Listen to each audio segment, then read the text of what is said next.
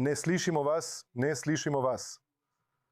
Medtem ko med ZDA in Iranom še vedno potekajo pogajanja o utrditvi premirja, kljub občasnim izbruhom nasilja, se zalivske arabske države znajdejo v trenutku soočenja z realnostjo.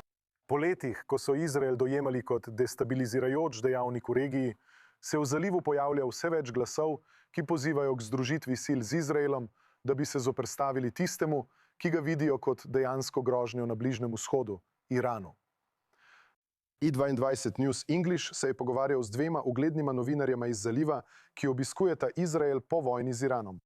Moramo stopiti skupaj in združiti moči. Imamo skupnega sovražnika in ta sovražnik ni več le teorija. Ne gre več le za posredniške sile.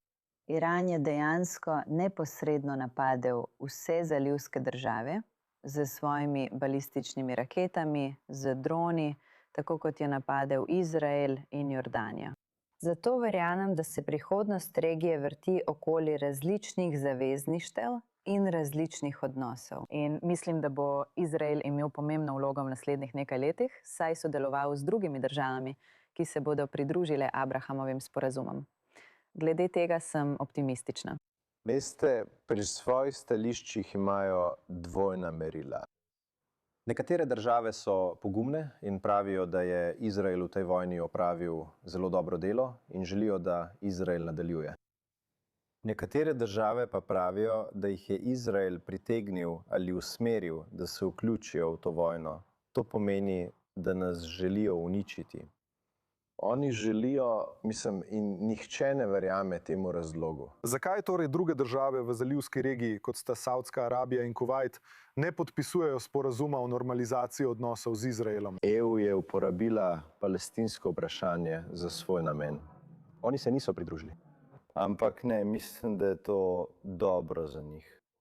Ker to, kar vidimo zdaj, če govorimo o Saudski Arabiji, so podpisali dogovor in niso dovolili 7. oktobra. In iranske posredniške skupine, kot je Hamas, uničujejo odnose med Saudsko Arabijo in Izraelom.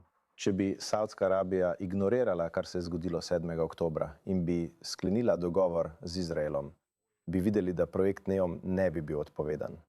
Veliko velikih megaprojektov v Saudski Arabiji ni odpovedanih. In situacija postane slaba, ker bodo vlagatelji iz vsega sveta zaupali saudskemu gospodarstvu in bodo prišli vlagati v Saudsko Arabijo. Ampak to, kar se dogaja zdaj, vidimo, da gre bolj za neko populistično strategijo v Saudski Arabiji in to gre na slabše za gospodarstvo, za stabilnost. Bodiva iskreni, Arjan. To je vprašanje, ki traja že 78 let.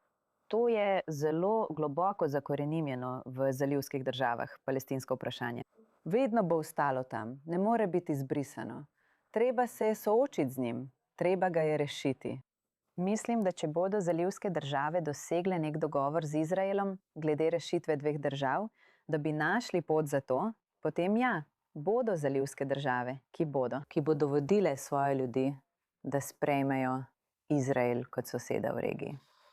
Upam, da bo tako. Katarski premier Mohamed bin Tani je v začetku tega tedna dejal, da je Izrael glavni vir nestabilnosti, tudi potem, ko so njegovo državo skupaj z vsemi drugimi zalivskimi arabskimi državami večkrat napadli Iran. Kako razlagate to stališče? Glavni vir stabilnosti v regiji in težave v regiji niso Izrael, temveč ekstremizem.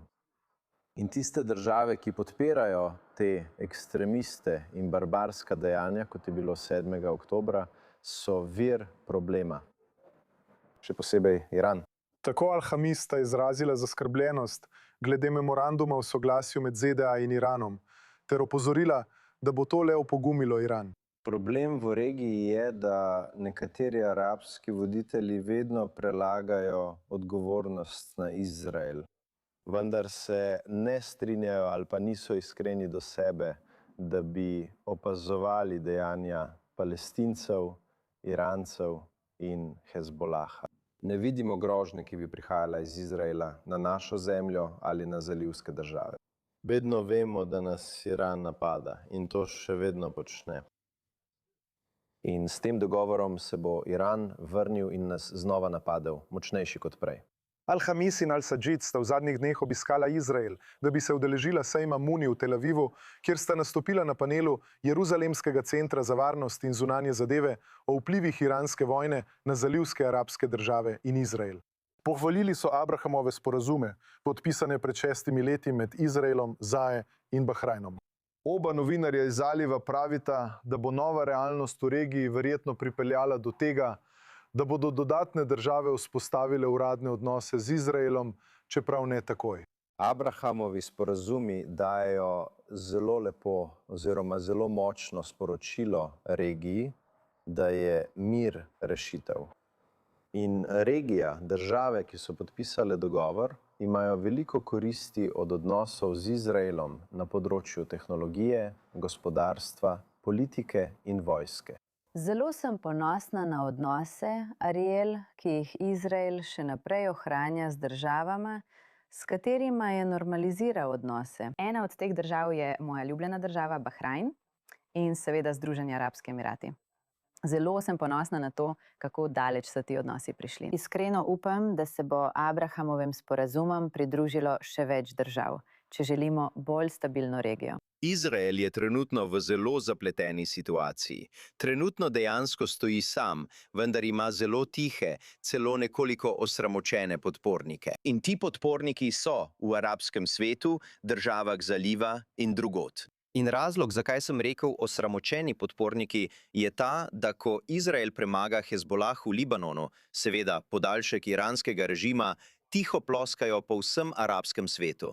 A hkrati, kot je dejal Abdelaziz Al-Hamis, javno ne bodo stopili naprej in glasno ploskali, ker muslimanske države ne smejo biti videti, kot da se javno borijo druga proti drugi in se postavljajo na stran Judov. Ko pa v resnici navijajo in upajo, da bo Izrael uničil njihovega glavnega sovražnika, Islamsko republiko Iran. Tako bo moral Izrael tiho stopiti v stik s svojimi arabskimi sosedi, ti pa bodo po moji oceni Izrael tiho sprejeli.